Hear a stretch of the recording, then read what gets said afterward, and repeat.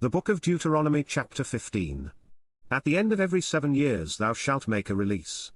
And this is the manner of the release: every creditor that lendeth aught unto his neighbour shall release it, he shall not exact it of his neighbour, or of his brother, because it is called the Lord's release.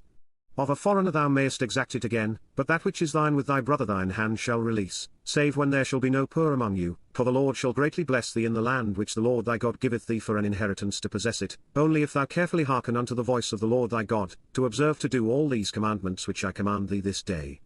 For the Lord thy God blesseth thee, as he promised thee, and thou shalt lend unto many nations, but thou shalt not borrow, and thou shalt reign over many nations, but they shall not reign over thee.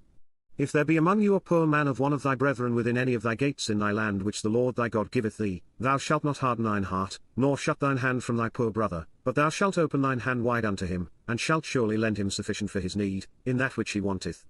Beware that there be not a thought in thy wicked heart, saying, The 7th year, the year of release, is at hand, and thine eye be evil against thy poor brother, and thou givest him naught, and he cry unto the Lord against thee, and it be sin unto thee.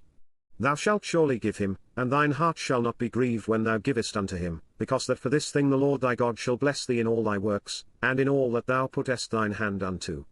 For the poor shall never cease out of the land, therefore I command thee, saying, Thou shalt open thine hand wide unto thy brother, to thy poor, and to thy needy, in thy land. And if thy brother, an Hebrew man, or an Hebrew woman, be sold unto thee, and serve thee 6 years, then in the 7th year thou shalt let him go free from thee. And when thou sendest him out free from thee, thou shalt not let him go away empty, thou shalt furnish him liberally out of thy flock, and out of thy floor, and out of thy winepress, of that wherewith the Lord thy God hath blessed thee thou shalt give unto him. And thou shalt remember that thou wast a bondman in the land of Egypt, and the Lord thy God redeemed thee, therefore I command thee this thing today. And it shall be, if he say unto thee, I will not go away from thee, because he loveth thee and thine house, because he is well with thee, then thou shalt take an awl, and thrust it through his ear unto the door, and he shall be thy servant for ever. And also unto thy maidservant thou shalt do likewise.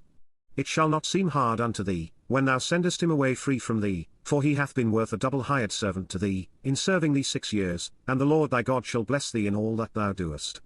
All the firstling males that come of thy herd and of thy flock thou shalt sanctify unto the Lord thy God, thou shalt do no work with the firstling of thy bullock, nor shear the firstling of thy sheep. Thou shalt eat it before the Lord thy God year by year in the place which the Lord shall choose, thou and thy household.